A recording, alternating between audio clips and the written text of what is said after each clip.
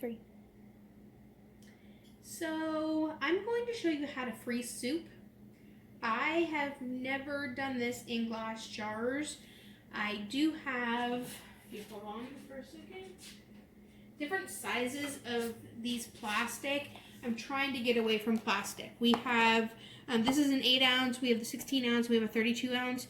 They freeze well, because obviously plastic freezes well, but they break, and they are not something that is easily recyclable. So we are trying to get away from that. We're trying to go to glass.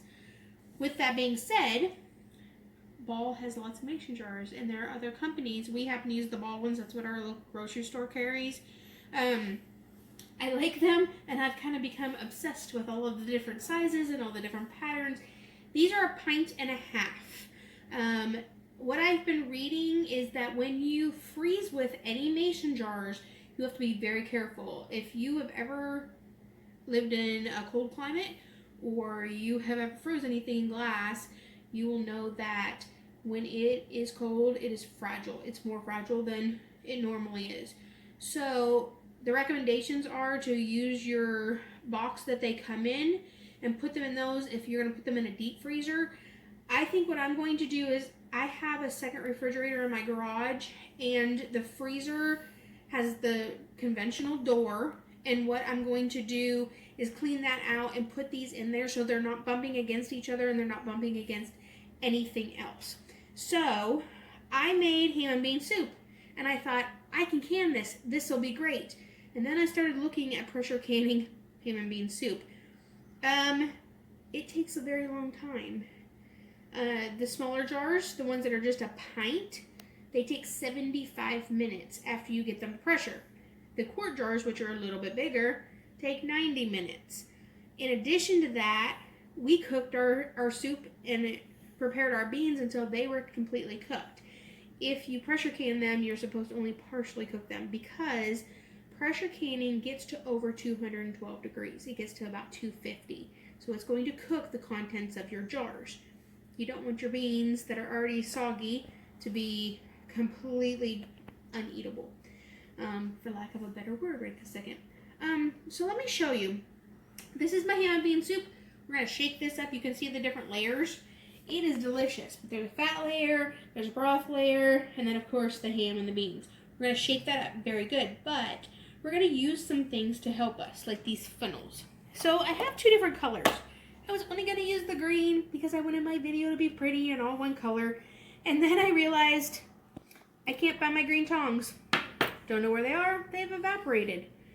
So I just decided to show you the difference. So the red kit was a gift. When I first got into this, my best friend gave me a water bath canner.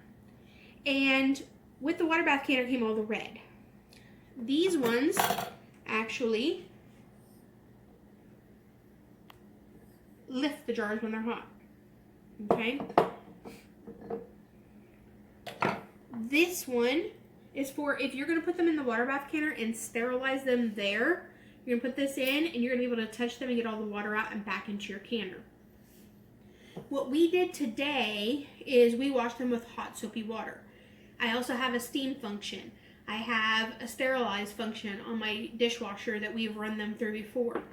Make sure that when you do that, you do not put these lids in there, okay? You can put the rings, do not put the lids. This is glue. So if you get that glue all melted, these are going to stick together. But you also have to know that once you use them for official canning, this after freezing, I should be able to use these again, but if you're going to be putting these in a water bath canner or a pressure canner, they're done after their first use. These have to be replaced. Okay, so back to what else is in the kit. This is a pretty cool little thing. So these are magnets. When you pressure a water bath can, these are going to go into a little saucepan with hot bubbly water. You don't want them to be at a full rolling boil, but you want it to be hot enough to melt that glue so that it sticks to your jars. This right here is a very important tool. So there's measurements on here. When you use your jars and you're actually going to can with them, you have to leave a head space. Usually it's going to be to the top of this ring right here. because you need the contents to be able to expand. If they cannot expand appropriately to what your recipe says, they're going to bust through this can and they are not going to seal. If they don't seal, they can either be reprocessed or they can be put in the refrigerator and used immediately. Okay, that's within a few days to maybe a week. So on this one, we're going to use the freeze line, which, like I said, this is kind of a new thing for me, so I had to look up the freeze line. So it's kind of hard to see, but if you can tell, there's two lines right here that are engraved. That is your freeze line. We're only going to fill the soup to there so that it can expand while it freezes. So these are a little different shape. It's up to you. I think today we're going to use this one. I would love to use my ladle because that's usually what I use, and I'm pretty sure this is going to be a massive mess. But let's see what happens. I'm going to shake this up, make sure we get a little bit of everything into the jars. This fat right now, I just pulled it out of the refrigerator, so it is clumpy, but if you get it broken up enough, it will float just like the other ingredients. You may have to shake this a few times during the process. So another thing is these lids. This gray is leak proof. The ones that you will see often, the white ones, they are not leak proof, but they are still jars that, or lids that go on these type of jars. I don't feel comfortable freezing with these lids. Plus, I have a limited supply, so I don't want to have them, stuck in the freezer for a long period of time. This jar that we are taking it off of is a half-gallon jar. It cannot be canned in any way, shape, or form. So we use these for drinks. We use them obviously for soup. We store broth in them. They're the most convenient things I've ever bought. But I love the lids. And these gray ones definitely are leak proof because I've definitely flipped them accidentally. So your funnel. You want to be very careful with your funnel. Make sure that it's on the inside. And the reason for most of the times that you use a funnel is because you want to keep this nice and clean. You are going to clean it if you're going to water bath or pressure can before you put your lid on, but it's to keep everything in there and keep your jars clean. Any kind of residue on there is going to potentially not have it locked down the way it's supposed to. So our fat is starting to float again.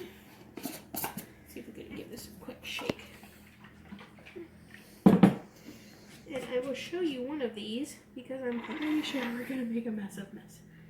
But will you hold that because you know how accident prone I am. So again, make sure you're keeping an eye on that freeze line. And I'm wearing most of it. Oh, we're way over, I think. Okay, go ahead and pull that and put it on there. We are just a little bit above the freeze line. So grab a spoon. I just want to keep this clean as I can, and I can do that better if I'm pulling these things quickly. That looks beautiful. Okay, so then all we're going to do, position your lid. Okay, rings are always finger tight. They are not cranked, they're only finger tight. Whether you water bath canning, pressure canning, or going in the freezer, it is only finger tight. You want air moving. Otherwise, these foods, they're going to backfire on you. So, I believe that's all we have. I'm going to go put this in the freezer. Like I said, I'm going to put mine in the door. I may or may not put a towel in between them just so that they don't clank together. But that's as simple as it is. Make sure it gets nice and solid and stays that way. And then it needs to be used, I believe, within a few months. If you're going to try this yourself, please, please, please do some research so that you make sure that you don't hurt anybody or cause an illness. And happy freezing!